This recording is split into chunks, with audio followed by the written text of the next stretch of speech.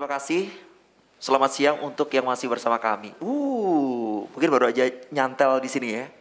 Ngobrolin terkait dengan Sang Aji TV, kita selalu mengingatkan ada satu program yang kita selalu bawa tamu-tamu luar biasa, yaitu di Joteng, Mojok Teng Mriki. Dan bersama dengan Sekda Kota Jogja, Bapak Aman, begitu kan ya, yang masih bersama kami. Pak Aman, kita akan ngobrol di segmen terakhir. Ini yang saya tanyakan karena beliau bertanggung jawab terkait dengan Jogja 3 tahun mendatang, begitu kan.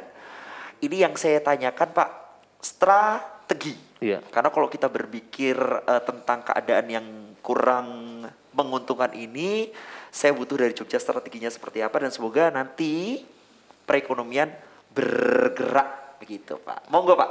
Iya, jadi saya katakan tadi bahwa kalau kita bicara tentang kekuatan ekonomi Yogyakarta, pasti harus berubah.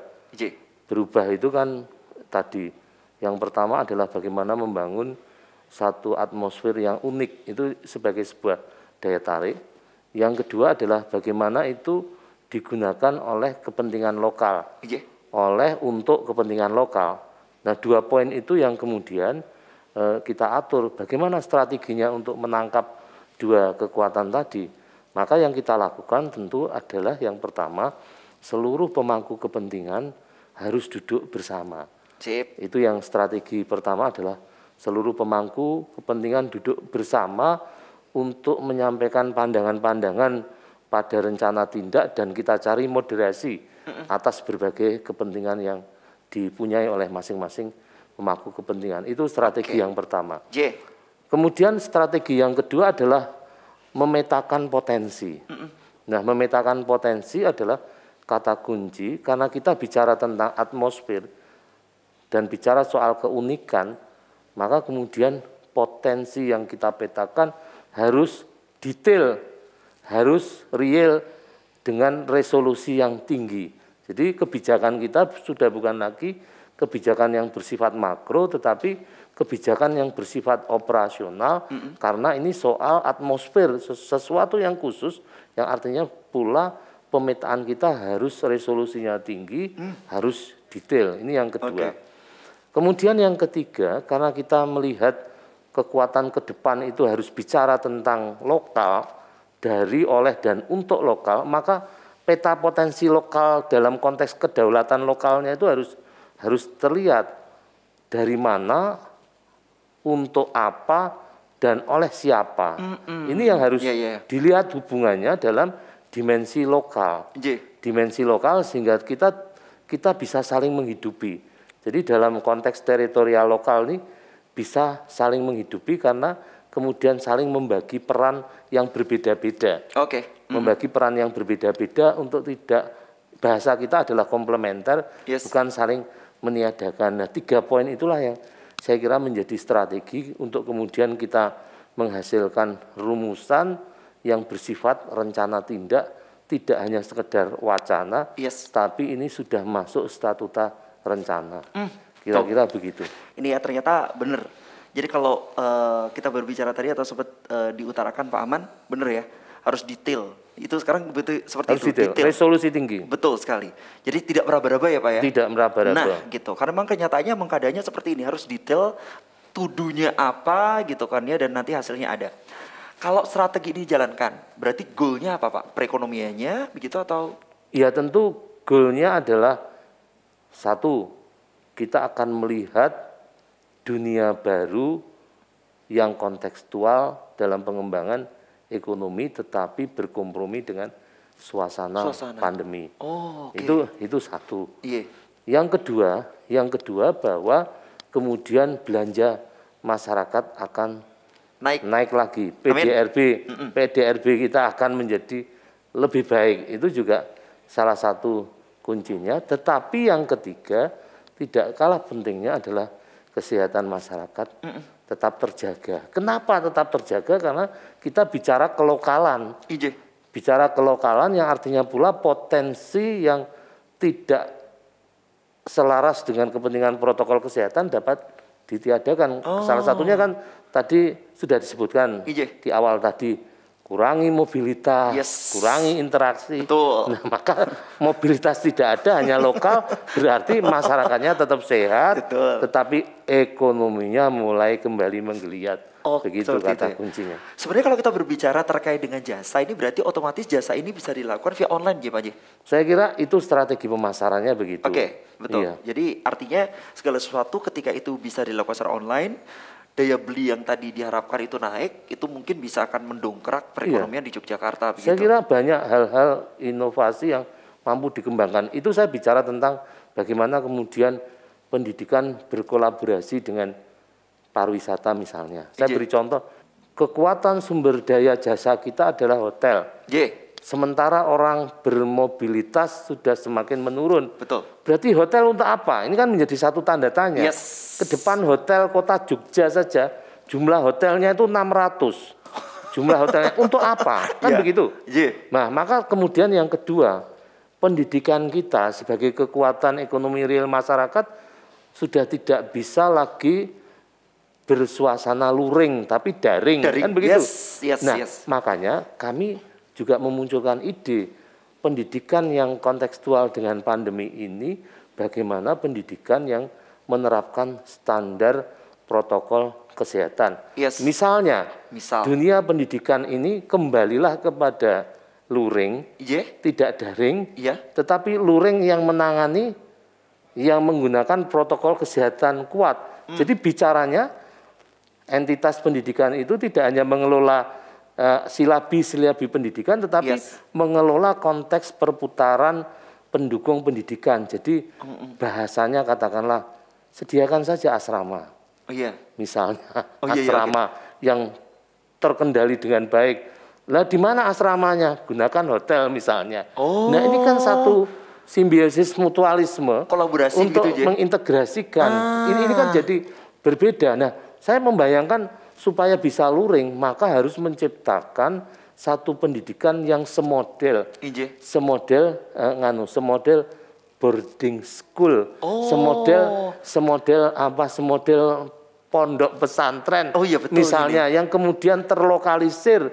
Dengan terlokalisir maka jaminan kesehatannya jalan, pendidikan secara luringnya jalan, sehingga ekonomi masyarakat kemudian jalan. Nah ini kan satu hal yang muncul ide yang sedang kita rumuskan, sebagai bagian dari rencana tindak. Ini bukan hal yang sederhana, sehingga hotel tetap jalan dengan kepentingan yang lain, pendidikan dengan pola luringnya jalan, sehingga dengan demikian semuanya bisa hidup dalam situasi yang kontekstual dengan kondisi yang ada saat ini. Begitu, mungkin Pak. Kalau idenya Bapak ini jadi, saya ditanya nih, kan saya kuliah nih Pak. Mas Anang mau kuliah di mana? Kristal Lotus. Nah, bisa jadi. Karena menjamin. Jadi membayar kuliah adalah include di dalamnya ini. Bukan tidak mungkin, bukan tidak. Ini satu hal yang menambah kepercayaan sehingga kemudian dunia pendidikan dalam konteks menggerakkan ekonomi real jalan, hotelnya laku, supplier makanannya laku, laundrynya laku, semuanya. Bener ya. Jadi memikirkannya begitu ya. Kenapa orang luar tidak bisa masuk? Ya kita sendiri begitu. Makanya kemarin sempat diutarakan gitu. Biar hotel ini tidak kolaps, begitu ya. Bagaimana caranya warga itu ya yuk berbondong-bondong tidur di hotel. Mungkin salah satu supportnya seperti itu ya. Oke. Pak Aman, di Yogyakarta, ini vaksin kemarin setelah diberikan. Kan harapan pemerintah luar biasa nih. Jadi strateginya kalau pendukung dari perekonomian Malioboro semuanya sudah aman. Ketika nanti dibuka, kalau nanti benar dibuka nih Pak, gitu, maka semuanya akan aman. Jadi perekonomian akan jalan gitu. Strategi yang sekarang ini berarti lebih ke harapannya. Mereka bisa datang setelah divaksin untuk ke Yogyakarta, berinteraksi langsung dengan garda terdepan itu para penjual ini, harapannya aman dan perekonomian jalan. Menurut Bapak, apakah seperti yang saya bayangkan ini? Ya, kita ini kan menyusun program vaksinasi atas arahan pusat sampai dengan ujung tahun 2021. Pertama kali adalah tenaga kesehatan, kemudian yang kedua adalah pelaku ekonomi pada kawasan-kawasan strategis, kemudian baru yang ketiga lansia, yang keempat aparatur, dan kelima mandiri masyarakat. Ini kan satu peta jalan untuk vaksinasi. Betul. Nah, kenapa yang diorientasikan di tahap-tahap awal bulan Maret ini, di mana Presiden RI Pak Jokowi kemarin mencanangkan itu di Pasar Beringharjo dan Museum Benteng itu, ya karena dengan pelaku-pelaku di kawasan strategis pariwisata ini dijamin keamanannya, maka harapannya kegiatan pariwisata, pelaku-pelaku wisatawan ini menjadi yakin soal keamanan kesehatan di kawasan-kawasan strategis termasuk Malioboro. Ini kan satu jaminan, satu jaminan yang harapannya menjadi salah satu, bukan satu-satunya, tetapi salah satu kata kunci agar kehidupan ekonomi dari sisi pariwisata mulai mendapat kepercayaan dan kembali bergerak. Tetapi yang kedua, tidak kalah pentingnya, kalau tadi itu adalah program vaksinasi, tidak kalah pentingnya proses screening terhadap masyarakat yang datang ini juga satu hal yang harus kita lakukan agar kemudian tidak terjadi persebaran yang kontraproduktif, dengan pencanangan pemulihan ekonomi. Jadi dua-duanya harus jalan beriringan dan secara proporsional seimbang. Ini yang terus akan kita lakukan. Tapi ya saya kira vaksinasi adalah salah satu harapan yang mudah-mudahan juga ikut memberikan ruang pemulihan yang semakin membaik begitu. Seperti itu. Oke. Yes, betul. Jadi banyak usaha pemerintah kota sebenarnya kita didukung oleh pusat juga begitu. Harapannya adalah satu, Jogja aman, perekonomian nanti akan jalan kembali ke sedia kala, walaupun prosesnya juga step by step. Harapannya begitu, Pak. Oke. Pak, saya ingin tahu mungkin ada IG atau sosmed begitu yang mungkin bisa tersampaikan begitu. Iya, saya kira kalau pengen ngerti banyak, karena saya adalah bagian dari organ pemerintah daerah Kota Yogyakarta, silahkan mengunjungi jogjakota.go.id. jogjakota.go.id. Itu ya. Silakan mengunjungi, nanti banyak informasi tentang IG kita di mana, Facebook kita bagaimana. Nah, itu silakan di situ, buka saja jogjakota.go.id. Oke. Pak, hobinya apa sih, Pak? Hobinya? Hobi saya? Iya. Hobi saya ngomong gitu. Teman-teman, Bapak menggantikan saya sebagai presenter. Jadi kita berikan 2 jam, J. Dua SKS. Ini hobinya, Pak. Sorry. Iya. Hobi kulineran? Iya, saya kira sudah nyata. Karena sudah wujudnya. Nyata ya? Kan wujudnya sudah berbobot begini. Pak, makanan favoritnya apa sih, Pak?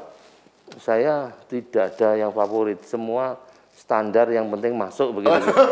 Saya paling sering loh. Pak matur nuwun. Jadi begini, ini merupakan satu langkah pertama. Kita mengundang Sekda dari Kota Yogyakarta. Jadi kalau besok nih Pak, ada informasi lagi, boleh monggo silakan mampir lagi. Karena kita akan menjadi, ya kalau bisa simbiosis mutualisme gitu Pak. Dimana akhirnya salah satu organ pemerintah ini akan bisa menyampaikan banyak hal ke masyarakat, biar akhirnya tahu ini loh yang dilakukan pemerintah. Gitu. Saya kira kita sangat berharap ada kolaborasi antara pemerintah Kota Yogyakarta dengan teman-teman media, khususnya dengan TV digital, sesuatu yang saya kira baru ya, cita-cita lama tetapi baru terwujud dan dipaksa oleh situasi. Oh iya betul dipaksa situasi loh Pak, benar. Nek orang yang COVID, orang yang TV iki gitu loh Pak ya. Suwe lahirnya, HPL partusnya ini suwe gitu. Berarti agak dipercepat gitu ya Pak ya. Rupa-rupanya disesar ini. Itu dia. Pak turun sangat Pak. Salam untuk keluarga, salam buat rekan-rekan di pemerintahan. Harapannya Pak sehat selalu. Targetnya nanti bisa terpenuhi. Mudah-mudahan Sangat GTV sukses terus. Amin. Kemudian mudah-mudahan ini Mas Anang. Satunya Anang dengan batas. Ini tanpa batas karena nang neng nongkung. Tanpa batas ya. Tepuk tangan buat Bapak luar biasa untuk kali ini. Matur nuwun. Terima kasih keluarga Jogja. Hari ini keseruan ada bersama dengan Bapak Aman dan kita akan ketemu lagi dengan tamu-tamu yang tentunya akan hadir di Joteng Mojok Temriki, tentu di Sang Aji TV Jogja. Saya Anang Ningnong Ninggung, matur sembah nuwun. Wassalamualaikum and pareng.